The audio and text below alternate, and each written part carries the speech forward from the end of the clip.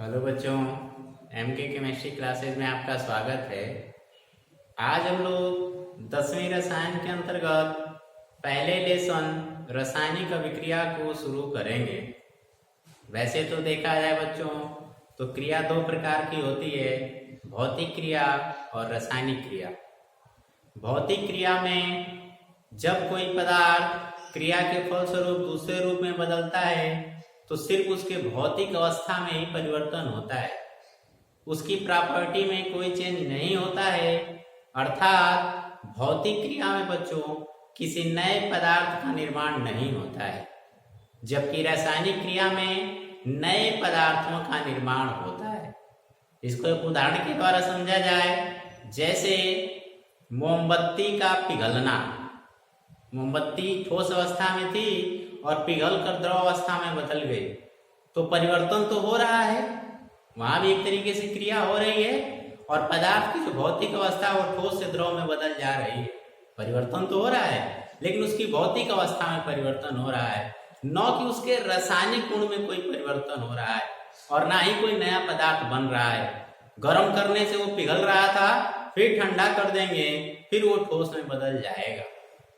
जबकि मोमबत्ती का जो जलना होता है बच्चों, मोमबत्ती एक बार जल के खत्म होती है, बाद उस गैस के रूप में कन्वर्ट हो जाती है, तो फिर उष्मा के रूप में और गैस के रूप में कन्वर्ट हो जाती है, तो फिर उसको हम इकट्ठा नहीं कर पाएंगे और उसको ना ही हम फिर मोमबत्ती में बदल पाएंगे। तो मोमबत्ती का जलना रासायनिक परिवर्तन हो जाएगा और मोमबत्ती का पिघलना भौतिक परिवर्तन या भौतिक क्रिया होगी, जबकि उसका जलना रासायनिक क्रिया होगी। इसी प्रकार से दूध से दही का बनना ये भी एक रासायनिक क्रिया है। एक बार दूध से दही बन गया तो फिर दही से आप दूध नहीं बना सकते हो। समझ में बात आ रही है? तो भौतिक जो क्रिया होती है उसमें पदार्थ की भौतिक अवस्था चेंज होती है, जबकि रासायनिक क्रिया में पदार्थ का रासायनिक गुण ही बदल जाता है, अर्थात नए पदार्थों का निर्माण होता है। ठीक है, जितने भी दहन की क्रियाएं हैं, ठीक है ना, सभी दहन की क्रिया जो होती है बच्चों वो रासायनिक अभिक्रिया होती है। तो आइए शुरू करते हैं इसी रासायनिक अभिक्रिया को कि ये क्या होता है। बच्चों, जब दो या दो से अधिक पदार्थों की क्रिया आपस में कराई जाती है तो एक या एक से अधिक नए पदार्थों का निर्माण होता है और इसी क्रिया को हम लोग रासायनिक क्रिया कहते हैं।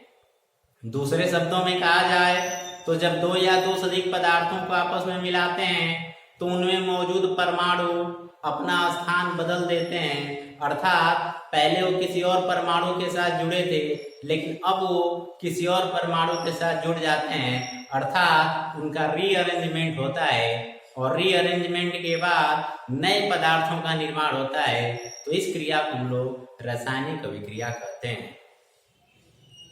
ठीक है, या इसको आप ऐसे कह सकते हो कि कोई एक भी पदार्थ हो, कोई एक ही पदार्थ हो और किसी कारण से वो अपने से छोटे भागों में टूट कर और नए पदार्थों का निर्माण कर ले तो उसको भी हम लोग रासायनिक क्रिया कहेंगे। तो कुल मिला के देख रहे हैं हम लोग कि रासायनिक अभिक्रिया में नए पदार्थ का बनना जरूरी है। तो सिंपल वे में परिभाषा आपकी यही होगी कि दो या दो से अधिक पदार्थ या एक से एक भी कोई पदार्थ हो, ठीक है, उससे यदि नए पदार्थों का निर्माण हो रहा है तो उसको हम लोग रासायनिक अभिक्रिया कहेंगे। आइए इसी कुछ डिफिनीशन को चेक करते हैं। यहाँ पे लिखा गया कि ऐसी क्रिया जिसमें एक या एक से अधिक, अभी मैं बता रहा था कि एक पदार्थ से भी नए पदार्थों का निर्माण हो सकता है या एक से अधिक पदार्थों से भी नए पदार्थों का निर्माण हो सकता है। तो एक या एक से अधिक पदार्थों में उपस्थित परमाणुओं के पुनर्गठन, अभी क्या बता रहे थे आपको कि परमाणु पहले किसी और के साथ लगा था, अभी उदाहरण के द्वारा भी इसको देखेंगे, और अब वो किसी और के साथ जाकर जुड़ गया और नए पदार्थों का फलस्वरूप भिन्न पदार्थों का निर्माण होता है। पहले वो कुछ और था, अब कुछ और पदार्थ बन गए। ऐसी क्रिया को बच्चों हम लोग रासायनिक अभिक्रिया कहते हैं। एक दूसरी मीनिंग यहाँ में लिखी गई है कि जब एक पदार्थ को किसी दूसरे पदार्थ के साथ क्रिया कराने से अथवा कोई पदार्थ अकेले अपघटित होकर एक या एक से अधिक नए पदार्थ की रचना करता है, नए पदार्थ का निर्माण करता है, तो इसी क्रिया को हम लोग रासायनिक अभिक्रिया कहते हैं। ठीक है, इस क्रिया को लोग रासायनिक अभिक्रिया कहते हैं। आइए कुछ उदाहरण के द्वारा इसको समझा जाए। जैसे यहाँ पे देखिए, सोडियम और क्लोरीन दो पदार्थ हमने लिया, सोडियम और क्लोरीन, और दोनों को आपस में मिलाया। मिलाने का मतलब है कि दोनों के आपस में क्रिया कराई गई, और इसके फलस्वरूप पहले ये अकेले अकेले थे, लेकिन अब ये दोनों एक साथ हो गए। इनका जो है पुनर्गठन हुआ, अलग तरीके से इनका रीअरेंजमेंट हुआ, और ये बना लिए NaCl यानी नमक का निर्माण कर लिए। सोडियम जब अलग था तो इसका गुण कुछ और था, क्लोरीन जब अलग था तो इसका गुण कुछ और था, और जब दोनों मिलकर एक साथ NaCl बना लिए तो इसका गुण कुछ और हो गया, अर्थात नए पदार्थ का निर्माण हो गया। तो इस अभिक्रिया को या इस क्रिया को हम लोग रासायनिक अभिक्रिया कहते हैं। ठीक है, इसी तरीके से आप एक पदार्थ है CaCO3, कोई जरूरी नहीं कि रासायनिक अभिक्रिया के लिए दो पदार्थों का होना जरूरी है बच्चों। एक अकेले पदार्थ भी नए पदार्थों का निर्माण कर सकता है। यहाँ पे देखिए, हमने कैल्शियम कार्बोनेट लिया और इसको गर्म कर दिया। जब गर्म करेंगे तो इसका अपघटन हो गया, और ये अपने से छोटे यौगिकों में या अणुओं में टूट गया, और ये देखिए यहाँ पे calcium oxide plus carbon dioxide का निर्माण कर रहा है। तो यहाँ भी ये सब आपस में एक साथ जुड़े हुए थे, और जैसे इसको गर्म किए इसका पुनर्गठन हो गया, और अलग तरीके से आपस में जुड़े, और जुड़ के नए नए भिन्न पदार्थों का निर्माण किए। तो हम कहेंगे कि ये क्या है, एक रासायनिक अभिक्रिया है। तो आपने देखा कि रासायनिक अभिक्रिया किस प्रकार से होती है। एक और विशेष बात बच्चों, रासायनिक अभिक्रिया में जो पदार्थ क्रिया में भाग लेते हैं उनके लिए हम लोग अभिकारक शब्द का प्रयोग करते हैं। किस शब्द का प्रयोग करते हैं, अभिकारक, रिएक्टेंट, यानी जो रिएक्ट करते हैं, जो क्रिया करते हैं। ठीक है, तो इनको हम अभिकारक, अभि मतलब अभिक्रिया, अकारक मतलब करने वाला। तो अभिक्रिया करने वाले को क्या नाम देंगे, अभिकारक। और क्रिया के फलस्वरूप जो नए पदार्थ बन रहे हैं बच्चों, इनको हम लोग नाम देते हैं उत्पाद, यानी ये उत्पादित हो रहे हैं, प्रोड्यूस हो रहे हैं, उत्पन्न हो रहे हैं। तो रासायनिक अभिक्रिया के दो भाग होते हैं, जो क्रिया में भाग लेते हैं उनको अभिकारक, और क्रिया के फलस्वरूप जो नए पदार्थ बनते हैं उनको हम लोग उत्पाद कहते हैं। एक और बात कि जब इस रासायनिक अभिक्रियाओं को एक समीकरण के माध्यम से हम लोग व्यक्त करते हैं, तो उस समीकरण को बच्चों हम लोग कहते हैं रासायनिक समीकरण। तो रासायनिक अभिक्रिया को किस समीकरण से व्यक्त करते हैं, रासायनिक समीकरण से व्यक्त करते हैं। ठीक है, और रासायनिक समीकरण में तीर लगा हुआ है, तीर का मतलब होता है बराबर, तीर के पीछे के जो पदार्थ होते हैं उन्हीं को हम लोग अभिकारक कहते हैं, और तीर के आगे के जो पदार्थ होते हैं बच्चों उनको हम लोग उत्पाद कहते हैं। तो अभिकारक और उत्पाद को आप समीकरण में तीर जो लगा होता है उसके पीछे और आगे के पदार्थों को देखकर भी पहचान सकते हो, देखकर भी बता सकते हो। समझ में बात आ रही है? तो आई होप आपको रासायनिक अभिक्रिया की मीनिंग समझ में आ गई होगी। आप यहाँ पे उदाहरण भी देखे, आप यहाँ पे अभिकारक और उत्पाद क्या होता है उसको भी जाने, और आप रासायनिक समीकरण किसे कहते हैं उसको भी जाने। इस रासायनिक समीकरण के बारे में हम लोग आगे और विस्तार से इसी लेसन में पढ़ेंगे। फिलहाल अभी यहाँ पे रासायनिक अभिक्रिया पे ही फोकस करते हैं। अब बच्चों, अलग अलग गुणों के आधार पर रासायनिक अभिक्रियाओं को कई भागों में बांट दिया गया है, जिसको हम लोग रासायनिक अभिक्रियाओं के प्रकार के अंतर्गत पढ़ते हैं।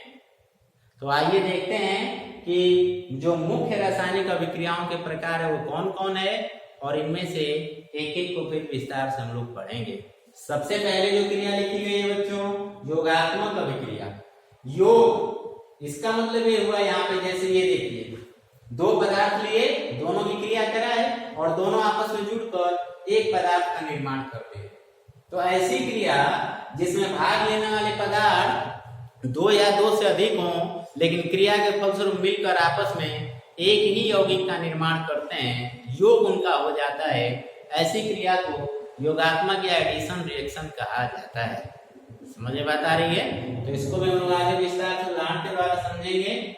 इसके बाद अगला प्रतिस्थापन अभिक्रिया।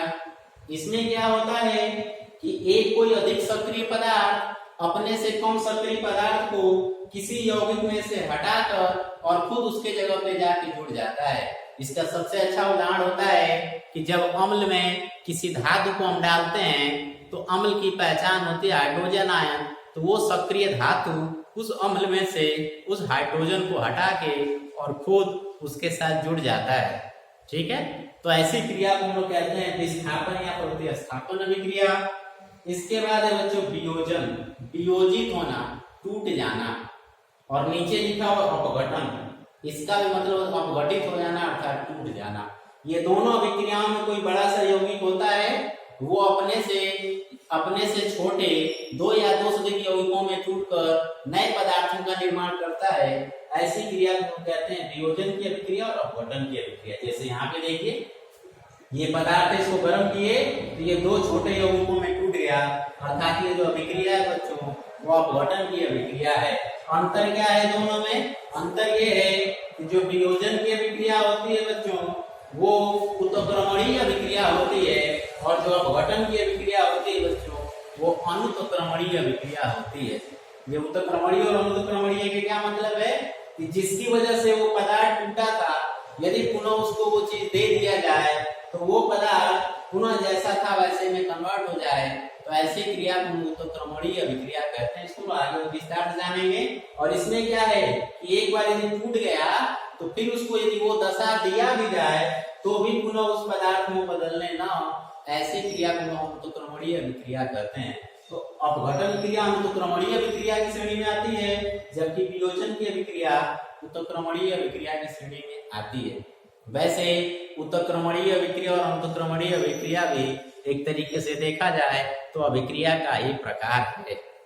ठीक है, इसके बाद उभय अपघटन, इसमें भी टूटना ही है लेकिन इससे थोड़ा सा अलग होता है। ये देखा जाए बच्चों तो विस्थापन अभिक्रिया की तरह होता है। इसमें दो यौगिक लेंगे, खास करके जैसे दो लवण लिए और दोनों में आपस में जब क्रिया कराए, ठीक है, या इसका सबसे अच्छा उदाहरण आप मान सकते हो जब अम्ल और क्षार की क्रिया आपस में कराई जाती है तो लवण और पानी का बनना, उसमें हम लोग देखते हैं कैसे मूलकों की अदला बदली हो जाती है।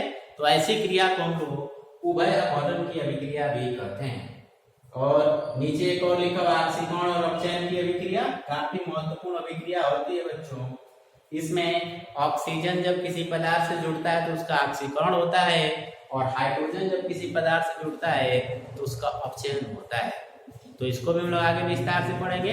इसके अलावा बच्चों कुछ अभिक्रियाओं के प्रकार हैं, जैसे मंद अभिक्रिया, तीव्र अभिक्रिया, जिसको होने में कम समय लगे, जिसको होने में अधिक समय लगे। ठीक है, इसके अलावा ऊष्माक्षेपी एवं ऊष्मा शोषी अभिक्रिया, अर्थात वो अभिक्रिया जिसमें ऊष्मा निकलती हो और वो अभिक्रिया जिसमें ऊष्मा की आवश्यकता होती हो। तो ऐसी बहुत सारी अभिक्रियाएं हैं, लेकिन मुख्य रूप से यही 5 या 6 प्रकार की अभिक्रियाएं हैं जिनको हम लोग आगे करके एक एक करके विस्तार से पढ़ेंगे। तो आई होप आपको रासायनिक अभिक्रिया क्या होती है, रासायनिक अभिक्रिया कितने प्रकार होते हैं समझ में आ गया होगा। मिलते हैं अगली वीडियो में, इन प्रकारों को विस्तार से पढ़ेंगे। ठीक है, तब तक के लिए धन्यवाद।